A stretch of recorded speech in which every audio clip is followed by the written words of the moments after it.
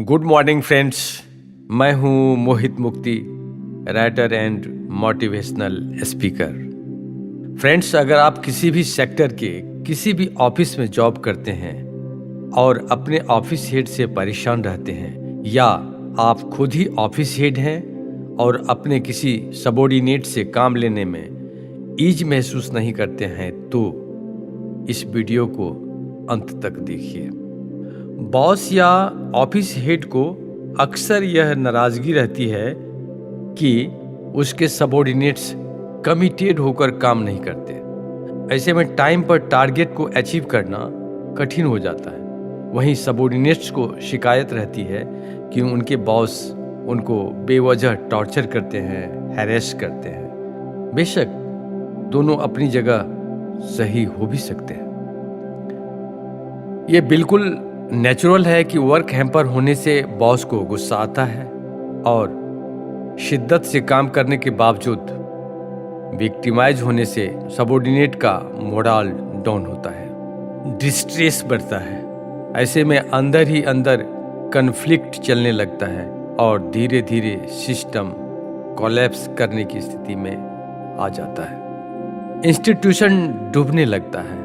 इसमें कोई शक नहीं कि जैसा बॉस होता है वैसा ही उसका ऑफिस हो जाता है। गुड बॉस कर्मियों में जोश और उत्साह भरकर कठिन से कठिन काम करा लेता है, तो बैड बॉस अपने एंगर, एरोगेंस और सैडिस्टिक एटीट्यूड के चलते संस्था को रसातल में पहुंचा देता है। क्योंकि ऐसे बॉस के एक्शन, बिहेवियर, बॉडी लैंग्वेज और टोन से सबॉर्डिनेट्स बार बार हर्ट और इंसल्ट होते रहते हैं। कई तरह के मेंटल ट्रॉमा के शिकार हो जाते हैं, जिसका बहुत ही बुरा असर उसके काम और पर्सनल लाइफ पर पड़ता है। इत्फाकन इसी तरह के मैनरिज्म रखने वाला बॉस आपको मिल गया तो क्या करोगे? कैसे बचोगे उसके प्रकोप से? नौकरी छोड़ दोगे या होशियारी से काम लोगे? तय आपको ही करना है। वैसे मैं समझता हूं कि आपको अन्याय का प्रतिकार जरूर करना चाहिए, लेकिन उसके पहले अपने अंदर भी झांक लेना चाहिए। कहीं अपनी परेशानी की वजह आप खुद ही तो नहीं हैं। सच है कि बॉस बहुत बुरे हो सकते हैं, लेकिन सभी की सभी सबॉर्डिनेट्स भी तो बहुत अच्छे नहीं होते। आप खुद से ही सवाल पूछिए, क्या आप सिंसेरिटी और इंटीग्रिटी के साथ अपने कर्तव्यों का निर्वहन करते हैं? ऑफिस के चॉइसेस और चैलेंजेज पर खरा उतरते हैं? क्या अपनी जिम्मेदारियों से भागते नहीं? काम को टालते नहीं? प्रोफेशनल एथिक्स का पालन करते हुए टाइम फ्रेम के अंदर एक्सपेक्टेड प्रोग्रेस और रिजल्ट दे पाते हैं? टारगेट को अचीव करने में तत्परता दिखाते हैं? अगर हाँ, तो आप बिल्कुल अच्छे हैं। आपको बुरा कौन कह सकता है? और ये इल्जाम आपके ऊपर है भी नहीं। लेकिन इसमें कोई शक भी नहीं कि अधिकांश कर्मी काम में नुक्स निकालते हैं, अरंगा लगाते हैं, तिकड़म करने में मैक्सिमम टाइम और एनर्जी वेस्ट करते हैं। मेरी कड़वी बातें बुरे लोगों को बुरी लग सकती है, मगर वर्क प्लेस को पॉलिटिक्स और ग्रुपिज्म का अड्डा बना देना क्या ठीक है? जरा सोचिए, क्या पब्लिक सेक्टर में पब्लिक का जेन्युइन काम आसानी से हो जाता है? अधिकांश कर्मियों की हेकड़ी और तिकरम से लोग परेशान नहीं रहते हैं। सच तो ये है, ऐसे कर्मी कर्तव्य भावना से काम नहीं करते। नौकरी जाने और सैलरी कट का डर न हो तो वे कुछ करना ही नहीं चाहेंगे।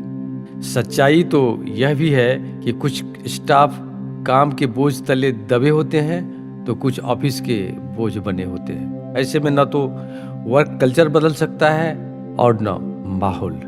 इसीलिए जरूरी है कि बॉस और सबॉर्डिनेट्स कलेक्टिव रिस्पॉन्सिबिलिटी को समझें और अपने काम को एंजॉय करें।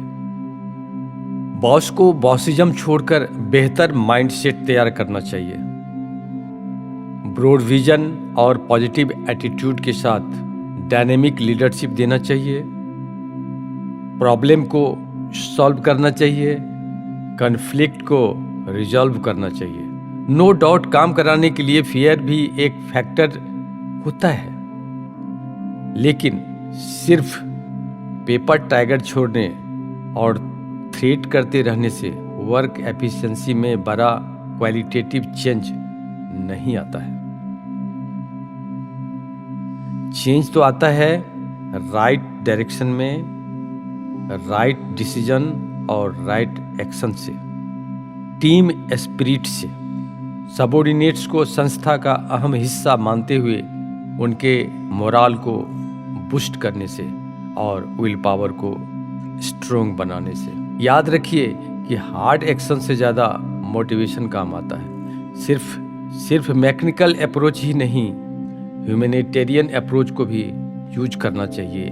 सिचुएशन के अनुसार इमोशनल और कॉग्निटिव इंटेलिजेंस के माध्यम से कर्मियों को प्रोडक्टिव और इफेक्टिव बनाया जा सकता है। एक विजनरी बॉस परफॉर्मेंस को अप्रिशिएट और इनोवेटिव आइडियाज़ को प्रमोट करता है, माइक्रो लेवल पर प्रोग्रेस को रिव्यू करता है, लेकिन पावर और प्रिविलेज का गलत इस्तेमाल कभी नहीं करता।